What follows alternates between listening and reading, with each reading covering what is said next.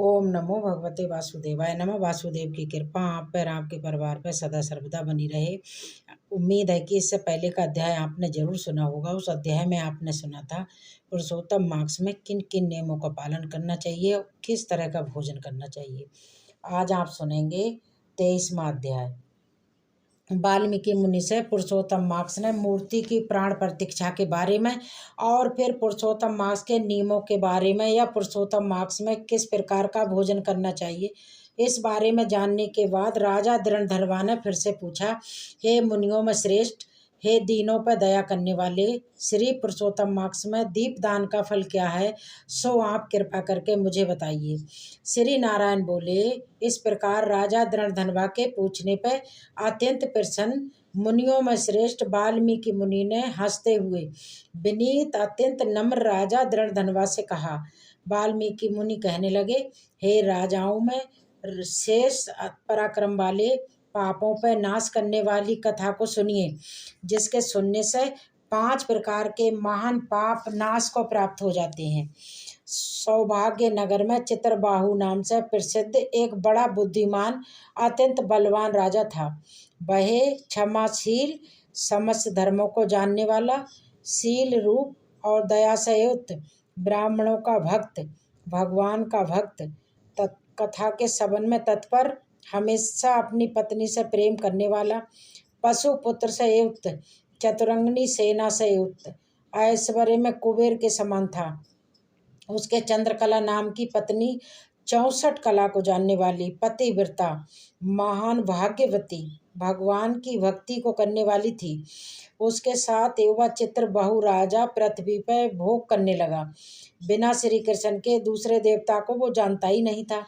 एक दिन पृथ्वीपति राजा चित्रबाहु राजा ने दूर से आए मुनि श्रेष्ठ अगस्त्य मुनि को देख के धरती में गिरकर दंडवत प्रणाम कर उसका विधि पूर्वक पूजा की और भक्ति से उन्हें आसन दे के मुनि के सामने ही हाथ जोड़ के बैठ गया।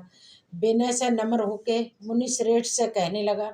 राजा बोला, हे मुनिवर, आज मेरा जन्म सफल हुआ, आज मेरा दिन सफल हुआ, आज मेरा राज्य सफल हुआ, आज मेरा घर सफल हुआ, जो आप श्री कृष्ण चंद्र के सेवक मेरे घर में पधारे हैं। आपसे देखा गया मैं तात पुंजों से मुक्त हो गया हूँ मुनिवर। आपको हाथी घोड़े रथ से युक्त समस्त राज मैंने समर्पित किया। हे मुनि श्रेष्ठ, आप वैष्णव हो, आपके लिए कोई भी अदेय वस्तु नहीं है।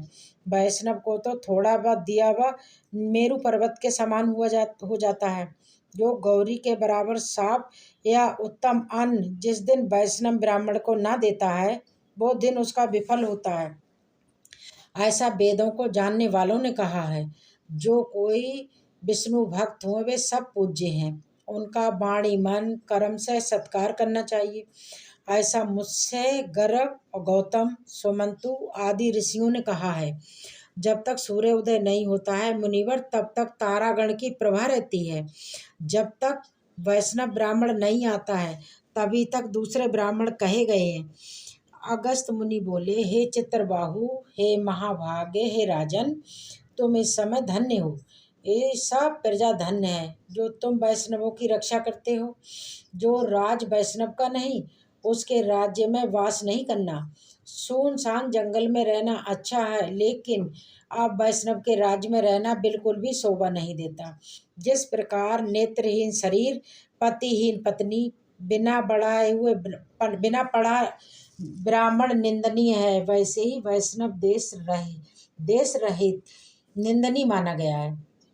जैसे दांत के बिना हाथी, पंख के बिना पक्षी, दसवीं विद्या द्वादशी एकादशी कही गई है, वैसे ही वैष्णव रहित देश है। जैसे कुशा रहित संध्या, तिलहीन तर्पण, वृत्ति के लिए देवता की सेवा है, वैसे ही वैष्णव हित देश कहा गया है। जैसे केशों को धारण करने वाली विधवा स्त्री, स्नान रहित व्रत, ब्राह्मणी में गमन करने वाला सूत्र है, वैसे ही बिना वैष्णव का राज्य नंदनी है। जो श्री कृष्ण चंद्र के चरणों का आश्रय करने वाला है, सब पुरुषों से राजा कहा गया है। उसका राज्य हमेशा वृद्धि को प्राप्त होता है और उसकी प्रजा भी हमेशा सुखी होती है।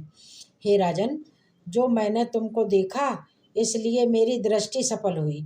भगवत भक्त आपके साथ बात करने से आजकल मेरी वाणी भी सफल हुई। हे राजन, मेरी आज्ञा से ये राज तुमको ही करना चाहिए। मैंने इस राज्य में तुमको प्रसिद्ध किया, तुम्हारा कल्याण हो। अब मैं जाऊंगा। श्री नारायण के लिए इस प्रकार कह के जाने की इच्छा करने वाले श्रेष्ठ मुनि अगस्त को राजा चित्रबाहु की पतिव्रता पत्नी ने परम भक्ति के साथ प्रणाम किया। अगस्त मुनि कहने लगे, हे सुबे, तू सदा सौभाग्यवती हो और भक्ति से पति की सेवा कर। श्री गोपी जन के वल्लभ श्री कृष्ण चंद्र में तेरी सदा दृढ़ भक्ति हो। इस प्रकार आशीर्वाद देते हुए अगस्त ऋषि से विनय पूर्वक सिर नवा के और अंजलि बांध के चित्रबाहु राजा ने फिर कहा, हे मुनिवर, ये विपुल लक्ष्मी कैसे हुई, निष्कंटक राज कैसे हुआ, और मेरी ये पत्नी इतनी पतिव्रता कैसे हुई? मैंने कौन से ऐसे पुण्य करा था? हे मुनिवर, ये सब आप मुझे बताइए। मैं तो आपकी शरण में आया हुआ हूँ। हे मुनीश्वर, अब आप हाथ में स्थित दर्पण के समान सब कुछ जानने वाले हैं, तो मुझे सारा वृत्तांत बताइए। श्री नारायण बोले, इस प्रकार राजा चित्रबाहु के कहने पर मुनि श्रेष्ठ अगस्त एकार चित्त होकर राज श्रेष्ठ चित्रबाहु से बोले। अगस्त मुनि कहने लगे, हे राजन, मैंने तुम्हारे पूर्व जन्म का चरित्र देख लिया है। इतिहास के सहित अब उस प्राचीन चरित्र को कहता हूँ, सुनो। सुंदर चमत्कारपुर में शूद्र जाति में जीव हिंसा में तत्पर मणिग्रीव कामधारी तुम हुए। सो तुम नास्तिक, दुष्चरित्र वाले, दूसरे की पत्नी को हरण करने वाले, दुर्विनीत, शिष्टाचार से रहित होकर, और तुम्हारी ये जो पत्नी है यही अपने पूर्व जन्म में भी स्त्री थी। ये कर्म और मन वचन से पति सेवा में प्राण थी। पतिव्रता, महाभागा, धर्म में प्रेम करने वाली, मनस्विनी, इसमें कभी भी तुम्हारे विषय में दुष्ट भाव नहीं किया। पाप कर्म को करने वाले तुम्हारा जाति और बांधवों ने त्याग कर दिया था, और क्रोधित होकर राजा ने सारा उत्तम धन भी तुमसे ले लिया था। फिर उस समय बचा हुआ जो कुछ भी शेष धन तुम्हारे पास था उसको तुम्हारे ही जाति वालों ने ले लिया। तब उस समय धन के चले जाने से तुमको धन की बहुत इच्छा हुई, किंतु धन के नाश होने पर भी मन मलिन होकर इस पतिव्रता स्त्री ने तुम्हारा त्याग नहीं किया।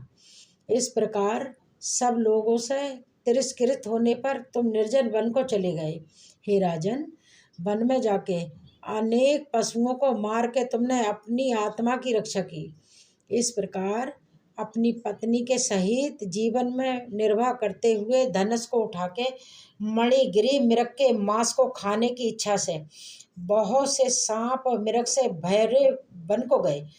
उस मनुष्य रहित वन के बीच मार्ग में उग्र देव नाम के महामुनि दिशा ज्ञान के नष्ट हो जाने पर व्याकुल होकर, अर्थात रास्ता भटक जाने से व्याकुल होकर, उस समय रास्ते को भूले हुए दुखी ब्राह्मण को देख के तुम्हें दया आ गई। उस ब्राह्मण को उठा के और उसको साथ ले जाकर तुम अपने आश्रम को गए। उस दुखी ब्राह्मण की तुम दोनों पति पत्नी ने सच्चे मन से सेवा की। एक मुहूर्त के बाद महायोगी उग्रदेव चैतन्यता को प्राप्त होकर आश्चर्य करने लगे। अर्थात जब उन्हें होश आया तब उन्हें बड़ा आश्चर्य हुआ कि मैं तो वहाँ था, यहाँ कैसे आ गया, और उस घने जंगल के बीच से यहाँ मुझे लेके कौन आया। श्री नारायण बोले, मणिग्रीव ने उस ब्राह्मण से कहा कि ये सुंदर तालाब है, इसमें कमलिनी के पुष्प से सुगंधित शीतल जल है। हे ब्राह्मण, उस शीतल जल में स्नान करके मध्याह्न क्रिया करके तुम फलाहार कीजिए और सुंदर शीतल जल का पान कीजिए। इस समय तो मैंने आपकी रक्षा की है, अब आप सुख से विश्राम कीजिए। हे मुनि श्रेष्ठ, आप उठिए और आप कृपा करने के योग्य हैं। अगस्त मुनि बोले, उस समय उग्रदेव ब्राह्मण श्रम रहित सावधान होकर मणिग्रीव का वचन सुनकर भूख प्यास से व्याकुल हो उठे। हे चित्रबाहु, मणिग्रीव की भुजा पकड़ के बट वृक्ष से शोभित तालाब के किनारे पे जाके तुम बैठ गए। बट की छाया में बैठ के थोड़ी देर विश्राम करने के बाद स्नान और नित्य कर्म कर वासुदेव भगवान का पूजन किया। देवता पितरों को दर्पण कर सुंदर शीतल जल का पान करके उग्रदेव ब्राह्मण शीघ्र ही बट के मूल भाग में आके बैठ गए।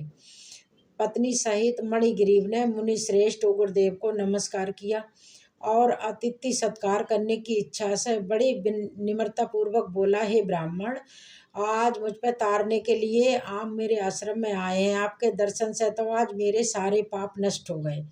इस प्रकार उस ब्राह्मण से कह के प्रसन्न मन से मणिग्रीव अपनी पत्नी से बोला, हे सुंदरी, जो स्वादिष्ट फल हैं उन अमर फलों को तुम जल्दी से लेकर आओ, देर मत करो। हे सुबह मने और जो कुछ फल हों उन्हें जल्दी से लेकर आओ। इस प्रकार पत्नी अपने पति के वचन को सुनकर फलों को और कंद आदि लाकर हर्ष से ब्राह्मण के सामने लाकर रख देती है।